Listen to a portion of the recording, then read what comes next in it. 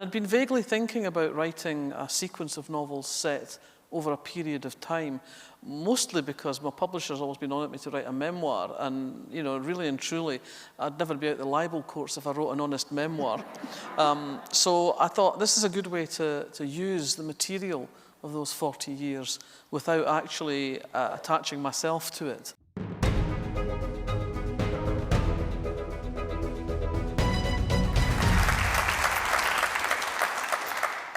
Good afternoon, everybody, and welcome again to the Edinburgh International Book Festival. Isn't it lovely for those of us who are here in person and joined, I know, by so many people watching at home? My name is Zoë Strachan, and I am really delighted to be here this afternoon with our very special guest, the undisputed Queen of Scottish crime, Val McDermid. And we only have an hour together this afternoon, so there isn't enough time for me to tell you about all the genres that Val works in, her novels, her non-fiction, her theatre work, her television work, her graphic novels. We won't really have time to get into the millions of books that she has sold in over 40 languages worldwide, and we certainly can't make an inventory of her award cabinet, including, as it does, the Crime Writers Association Cartier Diamond Dagger and the Anthony Award for Best Critical Non-Fiction Book. Nor can we dwell, unfortunately, on her numerous honorary degrees from universities around about the UK, her professorship at the University of Otago in New Zealand, or her fellowship of the Royal Society of Literature. And we're not dwelling on these things today because we have so much more to talk about. This is a really exciting day. We're time traveling back to the winter of discontent, to 1979, the title of Val's brand new novel, which hits the shops today. So hooray and congratulations to Val. Thank you.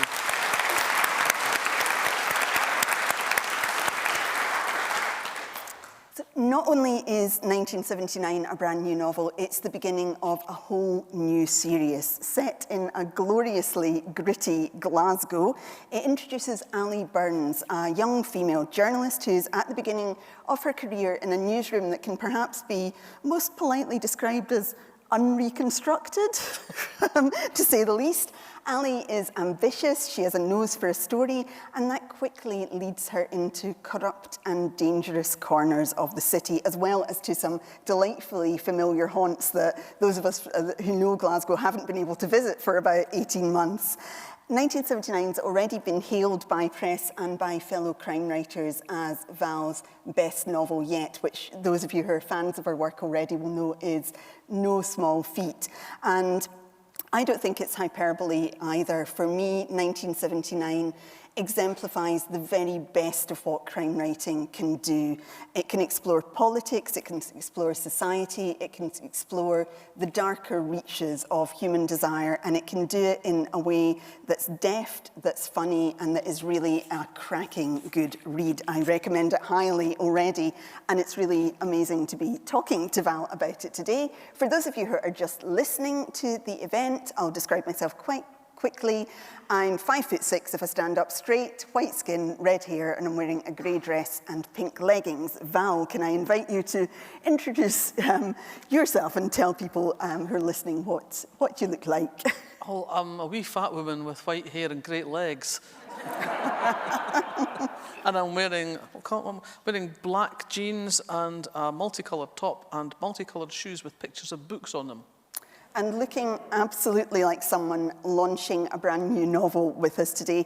I have to start by asking Val, why have you made life so difficult for yourself? So you've got all these series that are known and loved by readers around the world, characters that are established that we can't get enough of. Why did you start something completely new in the middle of a global pandemic, a new series, something that's set in 1979, requires lots of research? Why not just stick with what's already going well? Well, you gave the answer really in the question there. The answer is COVID. I finished the previous novel, Still Life, the 6th Karen Pirie novel, in lockdown. Last year, it was the end of March, and I was thinking about what am I going to write next. And all my novels, one way or another, are set against the contemporary backdrop, the real world. And I didn't know how to write the real world. I couldn't think about what was going to happen next week, never mind what was going to be the situation in August 2021 when this book was going to arrive among you. At that point, you can cast your mind back. There's no prospect of a vaccine in the immediate future. A lot of people were dying. There seemed to be no sense of how we were going to get a handle on this. And I felt I had no solid ground to stand on to look at a novel that was possible. And I'd been vaguely thinking about writing a sequence of novels set over a period of time, mostly because my publisher's always been on at me to write a memoir, and, you know, really and truly, I'd never be out the libel courts if I wrote an honest memoir. So I thought this is a good way to use the material of those 40 years without actually attaching myself to it. And in a way that gives me the kind of detachment to write with a degree of honesty that I might not be able to manage if I was to write an autobiography, for example. And so I thought, how am I going to structure this? And the last year of as it were, normal life was 2019. So I thought if I count back from 2019 in chunks of 10 years, that takes me to 1979. And I was thinking, thank you to the fates, because 1979 is a great year to write about. You know, it's the winter of discontent, and for those of you who were around them will also remember it was a terrible winter. It was freezing, and there was snow on the ground, and it was generally really horrible. There was all the strikes that were going on, and then we had a lot of political activity up here in Scotland because we had the campaign for Scottish devolution referendum, a referendum, incidentally, in which Scotland voted for a parliament it didn't get. Because the goalposts were moved by Westminster. And then on the year went, and of course the high point for many was the election of Margaret Thatcher. So it was in terms of a year to write about, it was a gift, really. Plenty of food for fictional thought. It's not a memoir, of course, it's a crime novel, and yet Allie Burns is somebody who's grown up in Kirkcaldy. She's the first in her family to go to an Oxbridge college. She's working for the Daily Clarion in Glasgow at a time when a young Val McDermid was working at the Daily Record in Glasgow, I think. Can we glimpse some of cub reporter Val and Allie's character? Well, I think not really, but the anecdotage is mine. The environment is the one I worked in, but Allie Burns is very definitely not me in so many ways. So I think that as N.J. Cooper has said, how much of you is in your characters? More than you think, and less than I believe. No, the other way around. Less than I think and more than you believe. Is that right? Have I got that the right way around? No, I've got it the wrong way around. Anyway, so you get the idea. I think that one of the things I noticed about Allie was she's a big reader, and we might glimpse some of your literary heroines there, Ruth Rendell, P.G. James. She also settles down with William McIlvaney's Laidlaw at one point too. And I was really interested in that because I love journalists as crime novel characters, and I thought, why is that? And Laidlaw, as she describes, is a character who's kind of in between. He's police, but he doesn't believe in them and us, or, you know, he's uncomfortable with right and wrong. And the way you conjure that world of journalism in 1979 is very much a place of characters who are not the establishment, but nor are they civilians, as they call their readers. Does that allow you to do things with the characters that you couldn't do with the kind of investigators that you've used before? Yeah, I think it does allow a lot of freedom, because there was genuinely was a world where there were very different characters operating within the world of journalism. Some people basically went in, did their shift, and couldn't get out the door fast enough to the pub. Other people were really passionate about their beat.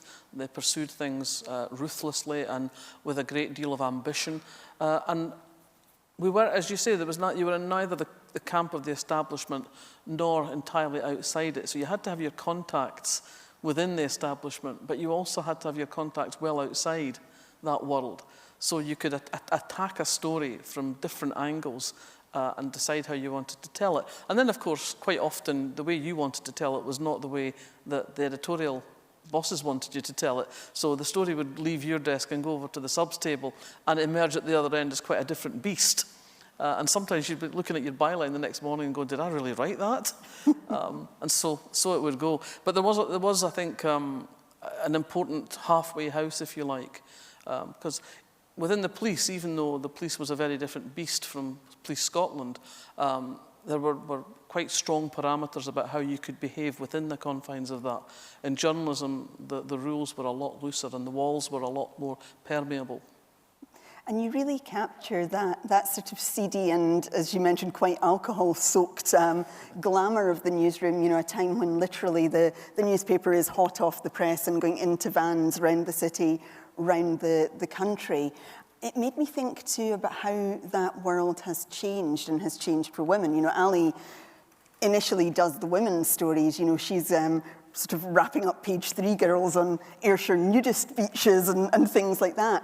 But there are lots of places that she can't go as a woman, and so she has a sidekick in the novel, Danny. Was that your sort of experience of getting the women's stories and, you know, having to fight your way into the bigger stories, the kind of stories that Allie wants to tackle, the front page spreads? Yeah, I mean, there was very definitely situations where you would, I mean, I would rely on my shift partner for us to be able to do the story, because I couldn't, there were places, as you say, I couldn't go and people I couldn't talk to. And it was quite interesting because although there were women news reporters, of which I was one of the 3 on the staff, there was also the women's page, helmed by Ruth Wishart for much of the time that I was there. And that was a completely separate fiefdom. They had their page and they would write about fashion and they would write about, I mean, broadly speaking, what you might term women's issues, except none of us would really regard them as women's issues these days, because feminism was not something that ever appeared within the pages of the Daily Record in the late 1970s. But the women's page was very different and didn't really talk to us lowly news reporters. And then you had features, which was different again, because all these little domains within the paper were jealously guarded by the people who occupied them. And so, yeah, it was quite... You looked for your allies, and I tended also to make allies on the subs bench. So in the watches of the night shift, I'd go and sit with the subs and make them my friends so that I'd get a good show when I did get a decent story. But there were places that were definitely inimical. You know, I was doing a radio show with Eddie Reader the other day, and she was talking about 40 years ago when she was barred from the Saracen's Head for drinking a pint. But when I worked at the Record in Glasgow, Tennant's bar in Byers Road did not have a ladies' toilet. They had an arrangement with the Safari Lounge next door where you were allowed to go and use their ladies' toilet.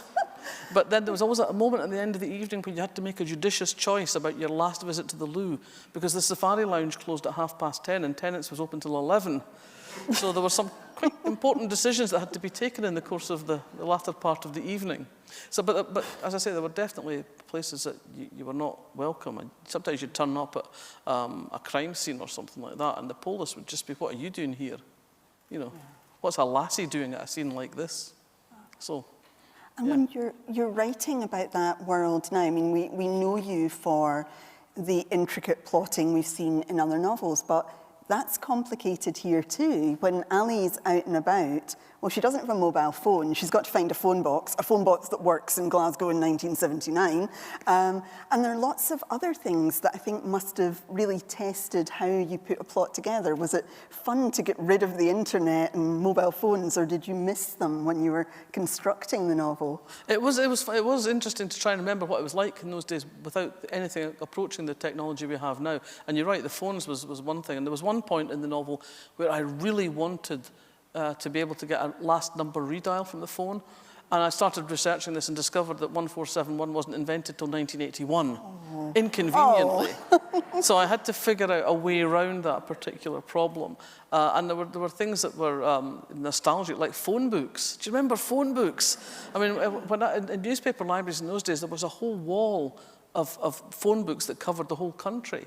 So that actually appears in the novel at one point. And I have a sort of little tongue-in-cheek moment where I say she wished there was a system where you could look up the address and there'd be a picture of the house to give you an idea of where you were going, which of course we have now. But yeah, and I had to really cast my mind back to the whole business of, I mean, nobody had really, very few of us had anything in the way of recording devices.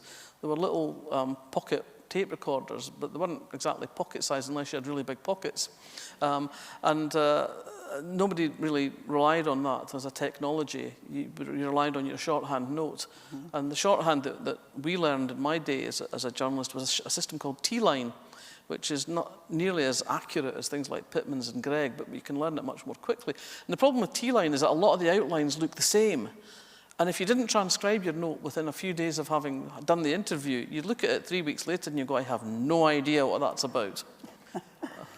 I loved a lot of the descriptions of Allie writing. I mean, first of all, obviously, she's working in a typewriter with layers of Xerox or dictating down the phone to somebody who's going to type it for her. But it's the point where she stares at the blank page with a mixture of terror and hatred, which is something that I imagine writers in the audience are quite familiar with. But in my experience, not writers who've been journalists. In my experience, writers who've been journalists don't have writer's block, don't believe in it. Is that the way that you work, or do you ever have those moments of terror looking at the blank page, beginning of a new series? Well, there's always those moments of terror, even back in the days of journalism when you had a deadline.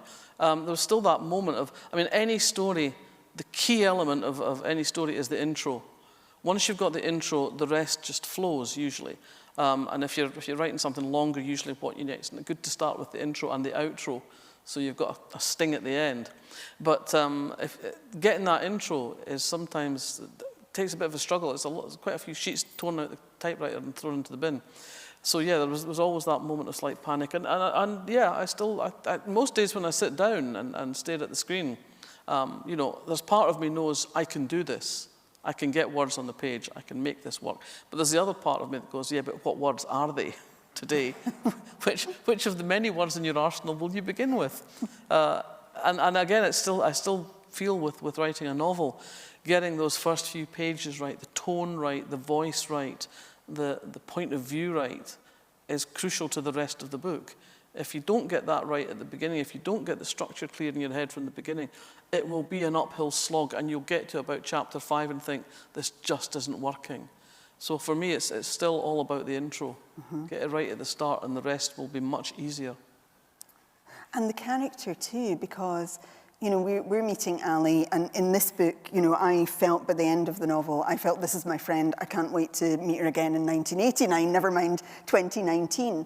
But that's quite an endeavour to think that we're going to have this character over such a sweep of her life and such a sweep of history as well.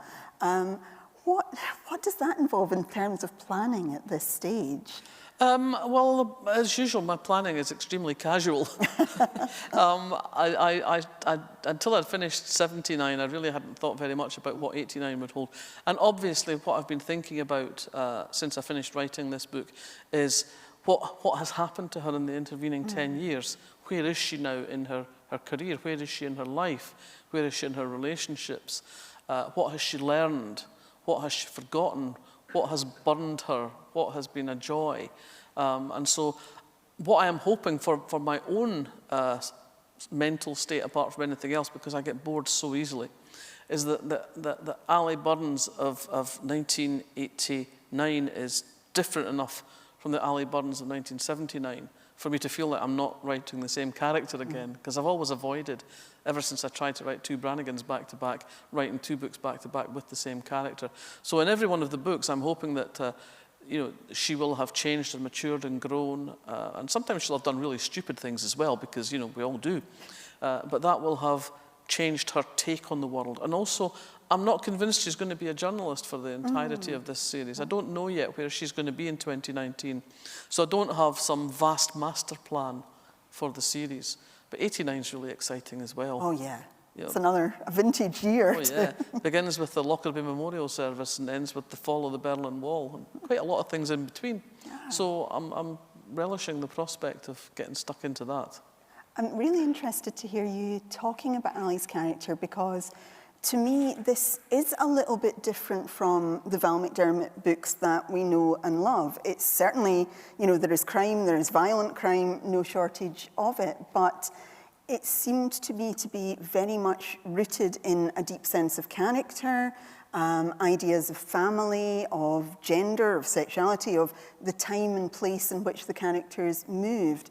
And I wondered if it was allowing you to flex some of the literary muscles that maybe don't always get to, come out when you're returning to series that you know and you know what you're doing with. And I don't know. I mean, every book I've written, every series I've written has made different demands of me in technical terms and as a writer.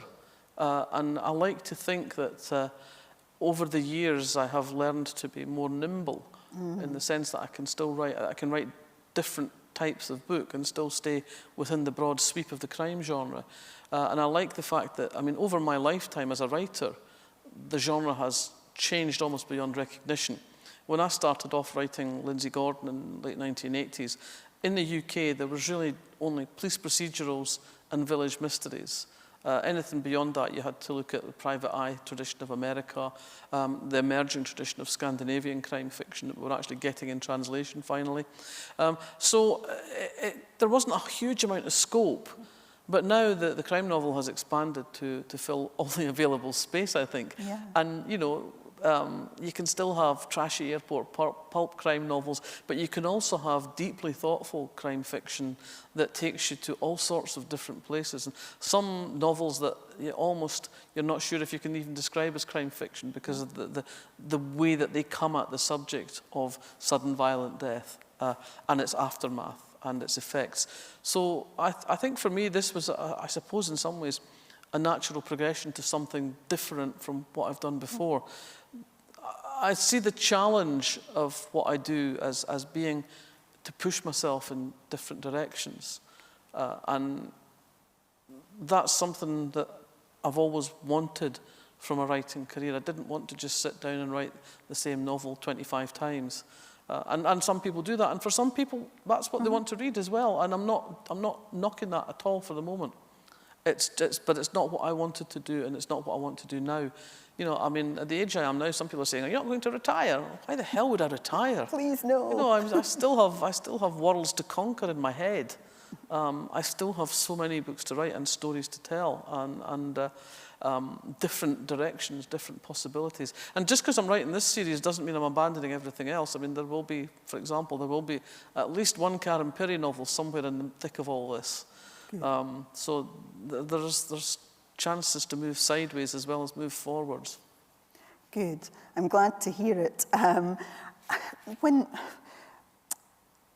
Oh gosh, sorry. I was so busy thinking about what the other things that you might write and the other things that you read too when you're talking about the genre of crime fiction and what it can hold and how it's changed. Could we go back to that and hear more about that? Because I really was thinking about the impression that Laidlaw had, not just in crime fiction, but in Scottish crime fiction.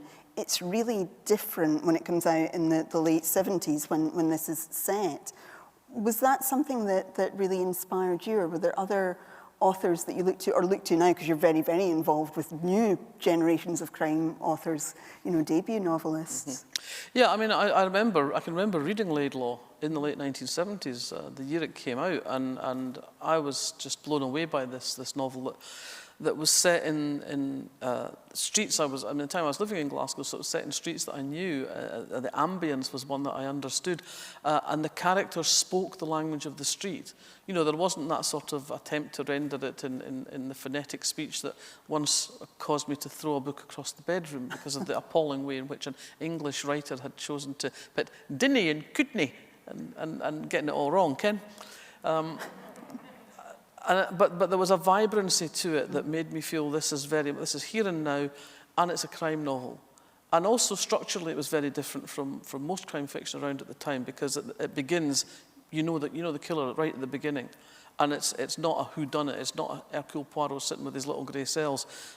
Jack Laidlaw was a very different kind of polis from the one that you normally encounter in crime fiction, and I found it exciting because it seemed to me that this was opening different possibilities for the writer. It excited me as a working class writer as well, because it was the lives I understood, the lives I knew on the page there. At that point, I was far too green to make anything of it for myself at the time, but it kind of bedded itself into my consciousness and made me think that this was a new way of writing about the country I lived in. And then what really, I suppose, kick-started me into getting off my backside and doing something about it was Sarah Paretsky. A friend of mine living in America, sent me a copy of her first novel, Indemnity Only. And I thought, this is exactly the kind of book I would like to write. It's a character, it's a woman who's got a brain and a sense of humour and agency. The exciting thing about Sarah Paretsky's character, V.I. Wachowski, is that she didn't get the guys in when things got difficult. She sorted things out herself. And the other thing that I liked about that particular novel was its sense of rootedness in a place. It was very particular. Sarah Paretsky's Chicago was a character in the book. And the crimes that happened because of the place Chicago was and the kind of lives people led because they lived and worked there. There was a politics and a personal politics and a wider sense of politics. And I loved that it wasn't just some random murder bolted onto some random village. It had meaning. And I thought, this is the kind of book I would like to write. And maybe if I try really, really hard, one day I'll get close to it. And that was what made me sit down and start writing Report for Murder. And although that is on the surface a sort of radical lesbian feminist crime novel, it's actually an Agatha Christie novel in many respects. It has that classic shape because I didn't really know how to do it differently. And that's something that's evolved over the years as I've read as widely as I could within the genre and outside as well. I read a lot of literary fiction. I read all sorts of novels. And I think that if you're a writer, you soak things up like a sponge. You become a much more critical reader. It's very hard. I mean, it probably only happens to me half a dozen times a year that I read something that I'm completely drawn into and forget about technique and how the writers achieved what they've achieved. And that's so exciting to be sucked into a book like that. But so often, I mean, I'm reading a book and someone does something, I think, that's really clever. You sort of slot that away in the back of your head. And often you learn more from a bad book as well. You sit there going, I'm never going to do that. Yeah. So for me, it's been a process of reading as widely as I possibly can, absorbing as much as I can, and sitting there thinking, I could do something like that, but it would be different because I'm different. And this is something that people sometimes, when you're talking about ideas for books, people sometimes go like, are you not worried about talking about a book in case somebody steals your idea? Because that's a meaningless thing. If you gave the same plot, the identical plot to 6 different writers, you'd get 6 completely different books. And I point to, some years ago, there was a summer drought in the north of England, and a lot of reservoirs retreated and revealed the villages that had been drowned to make the reservoirs. And the following year, there were 3 or 4 novels, crime novels, all with that theme, the secrets that emerge as the water receded. And they were completely different. Peter Robinson, Reg Hill, Gwen Moffat, a couple other people. None of them was the same. So it's not the actual storyline that matters, it's how you deal with it, how you write about it thematically, what kind of setting you have and what kind of language you use. And so all of these things, for me, it's been a constant learning process. And I love the fact that every year I chair the New Blood panel at the Harrogate Crime Writing Festival, Theakston's festival there. And as part of the prep for that, I worked my way through between 50 and 70 debut novels. And I'm not going to pretend to read every word of every one of them, because quite often you learn very early on that this one probably has nothing much new to say to me. But what I'm looking for are fresh voices. I'm looking for a different take on an old theme, or I'm looking for somebody that's coming at something from a completely different angle, maybe writing about a period that nobody's been writing crime fiction in before, or a kind of setting that is very different by its very nature.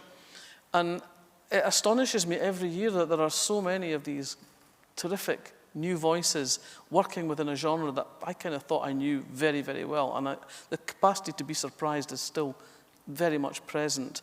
And sometimes it's very, very difficult narrowing it down to just 4. And one of the other things, of course, that I'm always looking for also is the sense that this writer has more to say. This isn't the only book they're going to write. That there's a sense of there's more coming. And those moments of excitement, I mean, and you know this as a reader yourself, when you read something by a debut writer and you feel they're just bursting with stuff to say, and you can't wait for the next book almost, And so for me, that's a great privilege, I have to say. Yeah. Definitely. Now, those of you in the audience will notice that I've not been asking too much about the plot of 1979 because I am so keen to avoid spoilers. But perhaps we can talk about it a little bit by talking about all the things that are going on, as you said, in that year and how they start to work their way into Allie's life and, you know, what's on her radar plot-wise. Can you talk us through a bit of the story so that I don't give away too much? Well, Allie has a great passion. She's come to work on a tabloid newspaper in spite of having been to Cambridge, because she believes that working people deserve newspapers that are informative as well as entertaining. And she thinks that she can help change this from within. It's a foolish notion that I myself subscribed to for a while, but was soon disabused of in the 1980s, certainly. But what she really wants to be is an investigative journalist. She wants to be the kind of person who lifts the lid on corruption or discovers scandals that are going on in the society that she's living in and writing about. And so that's one of the things that drives her. She wants to be not doing miracle babies and stories about the weather. So she hooks up with her colleague Danny Sullivan, who also shares her ambition. And in this particular instance, Danny's got a story that he's working on that he needs a hand with to begin with. And Allie embraces this eagerly. And they pursue a story about corruption in the world of business. And that does pretty well for them, although it does throw up some serious dilemmas and serious problems along the way. And then they start to look at what the next story is going to be, and Allie decides that, with a little bit of advice from a colleague, she decides that the whole debate around devolution might be something that will throw up some interesting stories, and she starts to poke about in that, and she discovers something that she thinks that can possibly make for a great expose, but she also realizes that she can't do it herself because there are places a woman would not be welcome. And that's where Danny comes in again. And so that story plays itself out. And I don't think I'm giving anything away by saying we end up in a dark place. We definitely do. and there is eventually a body. There definitely is, but we won't, yes, no more of that because I was, yes, quite upset by it actually. Sorry about that. And one of the things that's happening too is that one of the themes is about, I suppose, journalistic integrity. The editor of the Clarion is behind Danny and Allie. He thinks that publish and be damned is a pretty good motto. Where do you sit in that in terms of what they do and when that sort of thing changed? You mentioned the 80s becoming disillusioned with how journalism was working.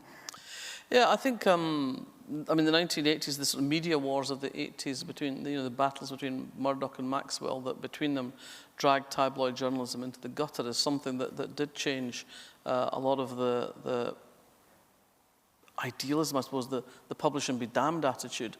And a kind of cynicism started to creep in. And then, of course, the whole business of the phone hacking later on, I think completely destroyed people's trust in journalism and what trust they had in journalism. And I think absolutely transformed the nature of any sense of journalistic integrity. And that's something I think that is one of the principal reasons why print newspapers have become so diminished in terms of their sales. And it's because they've lost a lot of that boldness, that willingness to take things on. Excuse me.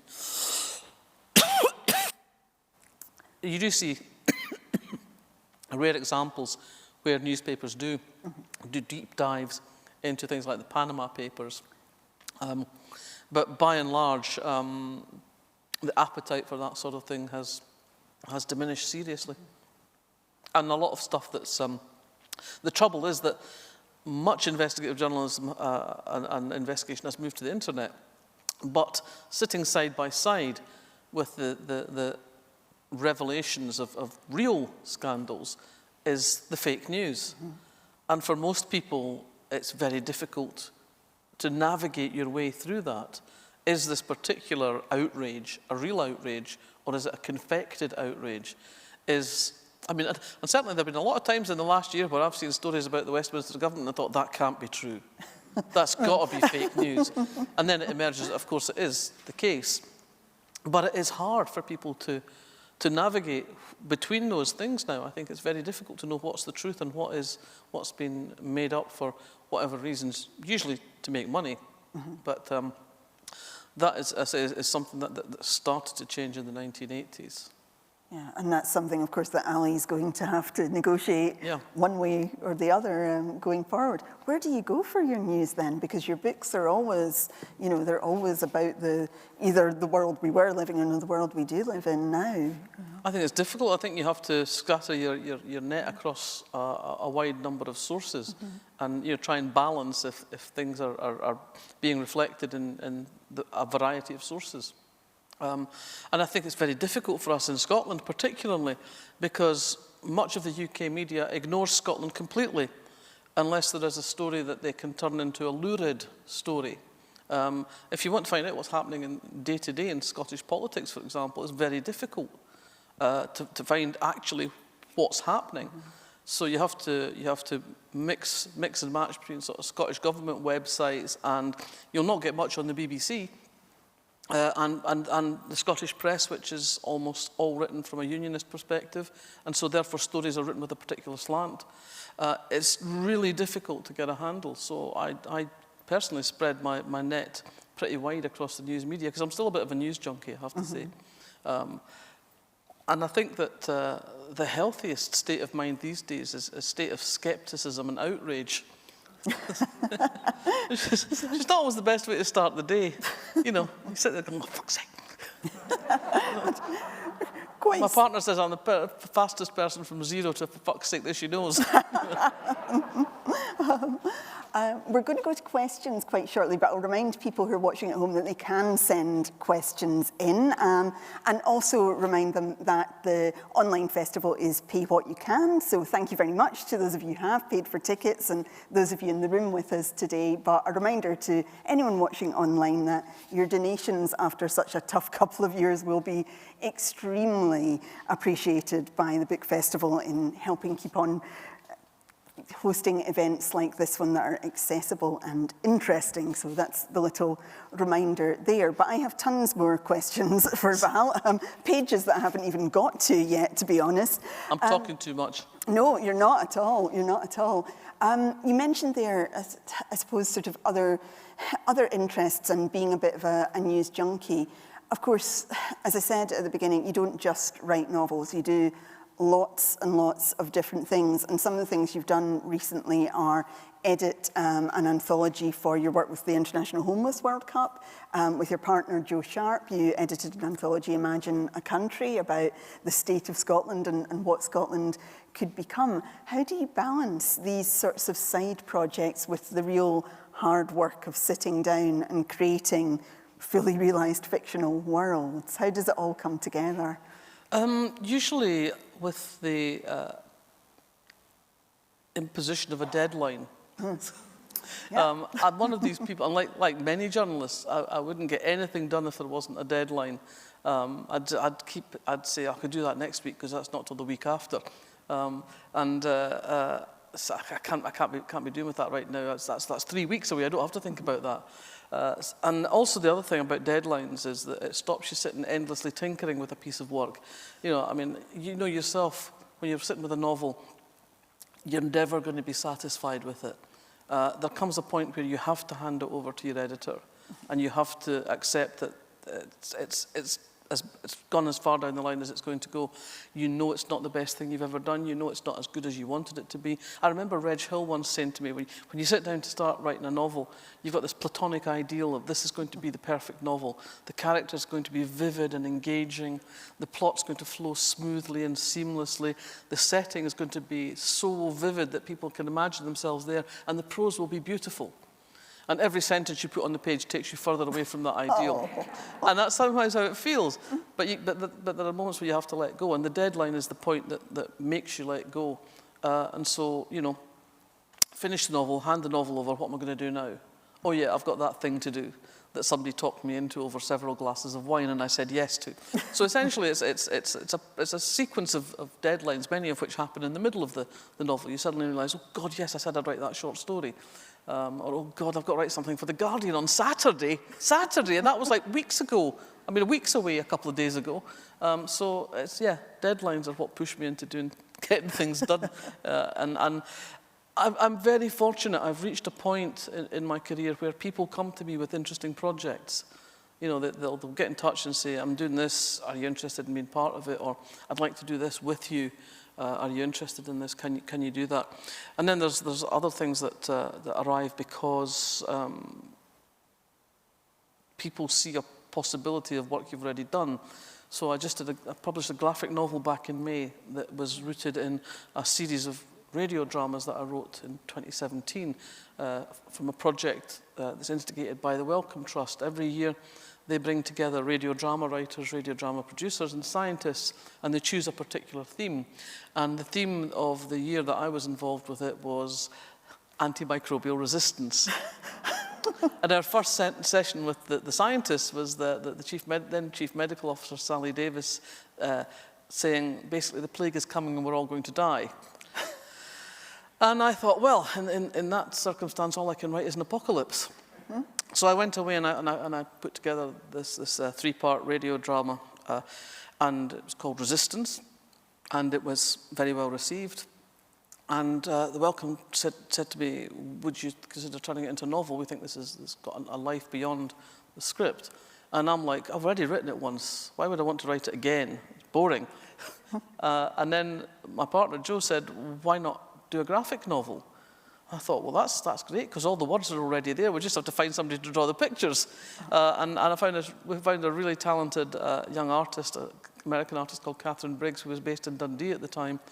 And she's done this absolutely brilliant job of bringing it to life in that form. So that's somehow what happens, and that requires really very little input on my part.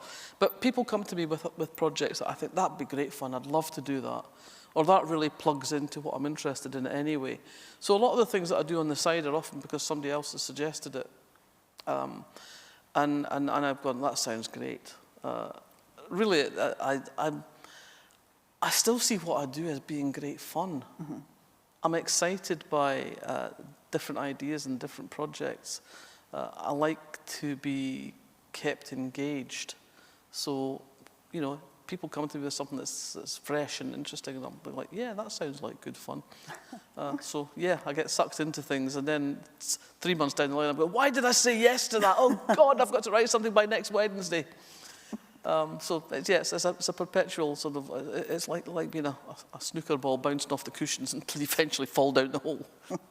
And what's it like working with other people when you're used to being at your desk on your own, doing the work that a novel involves? Yeah, I always considered myself as someone who did not play well with others. You know, being an only child and spending most of my life in books, and as a journalist even, most of my work was on Sunday papers, where you tend to have to be a self-starter, and also if you go out on a job, you don't want to see anybody else from another paper, because that means your story's blown. So yeah, I was very accustomed to working by myself. But I think for me, the lesson I've learned over the years, over recent years, is collaboration works if you trust the person you're working with. There has to be a connection. I mean, I've had lots of meetings that have gone nowhere because I've sat in a room with somebody and thought, I don't want to sit in a room with you again. And the ones that have been successful and fulfilling have been where I'm still friends with people I did a wee something with 15 years ago because we got on well and the project worked. And sometimes the project didn't take off, the project didn't get away. One of my closest friends is somebody with whom I started trying to work on a television series in 1993. And we never got it away, and we've never got anything away that we've had brilliant ideas about, but we're really great friends now and always will be. So collaboration has got to be about trust and enjoying spending the time with people. Otherwise, you just end up being utterly miserable, and that does not make good work. No. Definitely not. So you'll see I'm fiddling with this little device to see what people at home would like to ask Val, and please think up your questions too here in the room. Now here's a nice one from Carol, who is asking, if you were to ask to write another or the final novel of another author's crime series, which would you choose? That's a difficult question. That's a really difficult question, because I'm naturally a bit wary about trying to put on somebody else's clothes when I've got so much of my own stuff to write. Although I did, in my recent short story collection, Christmas is Murder, I did do a Sherlock Holmes story, which I attempted to ventriloquize a little bit with Arthur Conan Doyle. But I am actually doing something very soon, and I'm not supposed to talk about it, I think, which is to write a new short story involving one of my personal fictional favourite detectives. But I don't think I'm allowed to talk about it yet, so I can't say. We will wait. But I will say that my love affair with crime fiction began with Agatha Christie's The Murder at the Vicarage, with the wonderful Jane Marple, who's always been one of my favourite I'm very fond of her, definitely. Yeah. Does anyone in the room have a question that they would like to ask just now, or should we take another? Oh, we've got some at the back. Yeah, great. Thank you. Oh. Okay. Sorry. Thanks for that, Val. I was just thinking that the journalist, milieu that you're describing in 1979 sounds kind of exactly like when my mom was a reporter in 1950s. And if I ended up a reporter on the San Juan Star and the Rum Diary days and stuff. And you've talked about how much it's changed since then. But is there any journalist, a crusading, investigating journalist now of the kind that we grew up with that you really admire? And if somebody came to you to say, who should I look to I want to go into journalism, is there anybody that shines for you? Well, it's difficult to pick out one person, really, but I have huge admiration for the foreign correspondents who go out there, often with very little support, into the kind of parts of the world that most of us would run very, very fast in the opposite direction to avoid. So, I mean, I look at people like Lindsay Hilsum and Lise Doucette, and I see the work they're doing, and I'm just filled with admiration for their courage and their determination to bring back those stories from, as I say, from places that most of us would run from. And you're right about, by the way, about this having it's probably reflections back to the 1950s, because in many respects, journalism was a very conservative world.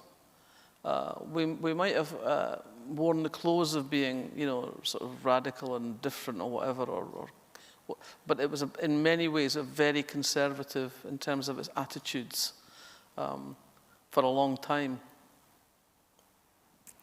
Thank you. Actually, online, Mary's asking about the unreconstructed newsroom and saying that in the novel, the sense is there that journalism is such an exciting business. Is that excitement still there, do you think? Does it happen with the foreign correspondence, or is there anywhere where it still exists in the way that we see it in the novel? I don't know. I mean, I think people who want to tell stories will always be excited about telling stories.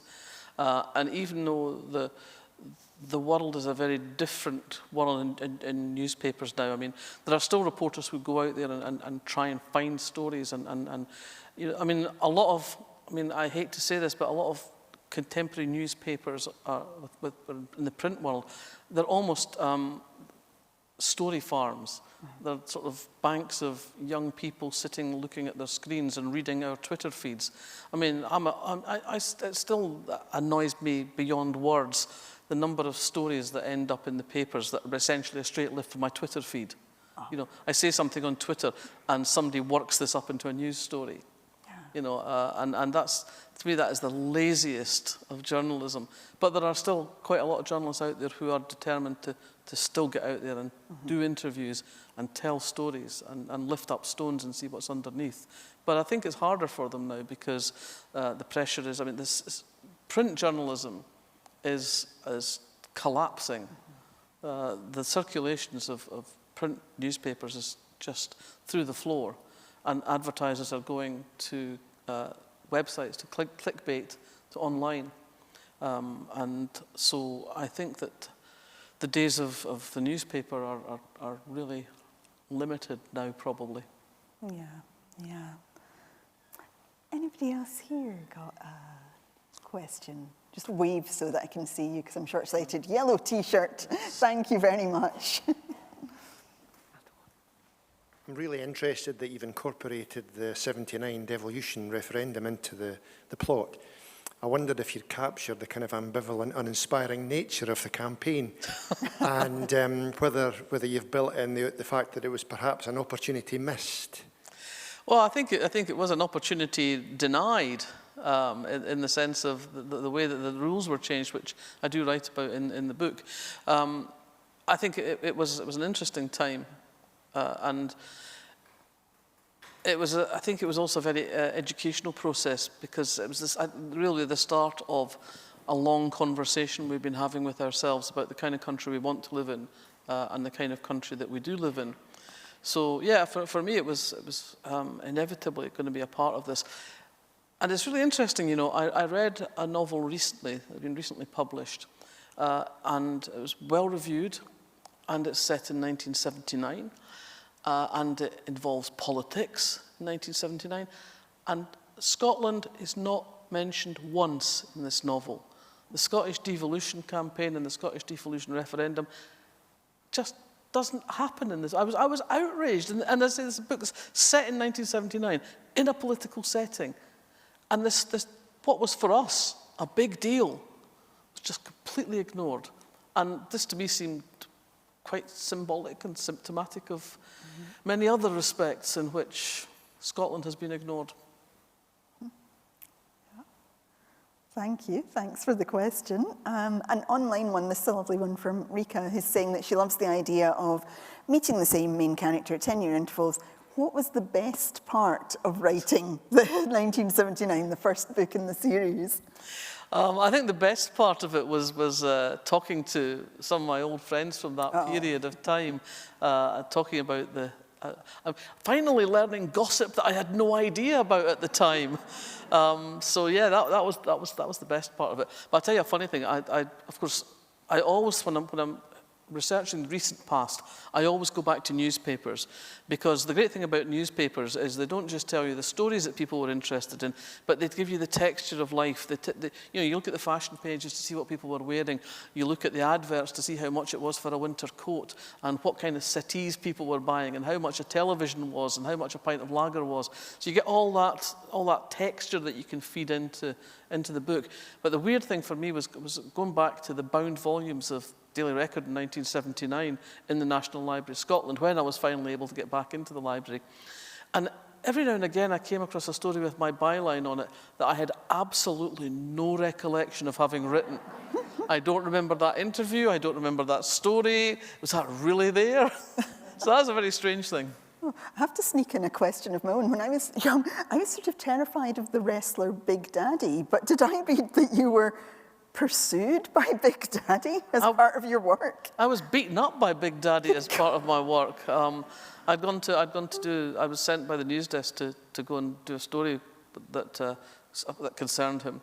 I went and knocked on his door, and what I didn't realise was that the same story had been doing the rounds from the freelance who'd sold it to us, and I was the fifth person to chap his door with the story he did not want to talk about. And he emerged from his front door like a raging bull as soon as I introduced myself, and chased me up the steps leading from his garden, and battering me, and punching me in the back and kidneys, and because he was a wrestler, he knew how to cause pain and damage without bruising and breaking anything. So yeah, I was quite shaken up by that, and I was most annoyed by my photographer, who was legging it down the street, claiming, he said, "I was going to get the car to rescue you." Oh yeah, right. Could have stopped and got a picture at the very least.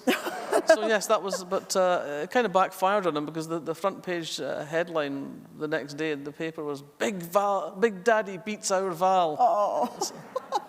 And it's funny, is back in those days, I knew quite a lot of villains in Manchester, and one of my friends on the wrong side of the law rang me up the next morning and said, "We're going to go around with the baseball bats and sort them out." And I'm no, really, no, don't do that. No more violence. I don't want you to do that, guys. And he said, "Oh well, okay, we'll think of something else." And he rang me back a couple of days later. He said, "It's all right. I've got him barred from every pub and club in Manchester. He'll not be going out for a while." some sort of retribution Yes, there. yes. We have a couple of minutes left. We've got time for another question from somebody here, if anyone's got anything they want to ask. Yeah, there's a green top just over at the right there. But just before we leave that, I'll say one thing I learned from that encounter with Big Daddy was that, you know, in all these crime novels, the hero gets beaten up or whatever, and essentially leap out of bed the next day ready to go. No, next day all I wanted to do was pull the covers over my head and stay there. I was very uneasy about knocking on a door for about 6 months after that. Bet you were. I'm glad you did. Hopefully being a novelist is slightly safer. Right. Can I just ask you about the violence in your novels? I couldn't read one about a psychopath who was placing homosexual men on a rack, and I just wonder how you prepare for that kind of violence. Do you read the press? Do you go back to, I don't know, Guy Fawkes? And how do you then secure it into your novels in some way that's quite believable? I think the novel you're talking about in particular is The Mermaid Singing. The torture methods that are used in that book were, I mean, I don't make this stuff up. I mean, the Spanish Inquisition did a very good job of that. The Catholic Church down the centuries has come up with some really interesting ways to make people suffer. And modern dictatorships have simply added electricity to them. And I think that we live in a world where there is a great deal of violence, much of it against women. And I think we have to be honest about what violence is and what it does, and the effects of violence, and the way it ripples out and contaminates the lives of everyone it comes into contact with. The crime novel started out as a bit of a parlour game, but I think now we've come to a place where if I'm going to write about murder, if I'm going to write about violence, it's not going to be a parlour game. I believe that it's important to talk about what violence is and what it does. And there's a very difficult line to walk, I think, between demonstrating what violence is and what it does, and being gratuitous and almost gleeful about it. And the pornography of violence is something that upsets me very greatly. And so I try very hard to stay on the right side of the line on that, to talk about these things without taking any kind of pleasure in them. So it's very much a case of writing very carefully, choosing my language, and looking at it as clearly as I can. And I'm sorry if it upset you to the point where you couldn't read on, but I have said that you know, if you read this stuff and you're not in some way disturbed, then you're probably one of the ones who needs professional help. You will be okay with 1979, be okay with 1979. definitely. We are out of time, I'm afraid, Val, just as we're getting into new discussions. Thank you so much, everyone, for coming and joining us today. It's really just so lovely to be in a room together doing what we like best, talking about books and anticipating reading a good book. And thank you, everybody at home who's joined us and asked questions and participated today as well. But the biggest thanks of all to Val McDermid for launching 1979 in our company at the Edinburgh International Book Festival this afternoon. Thank you, Val. That was tremendous. Thank you. Wow. Thank you. Thank you for being here.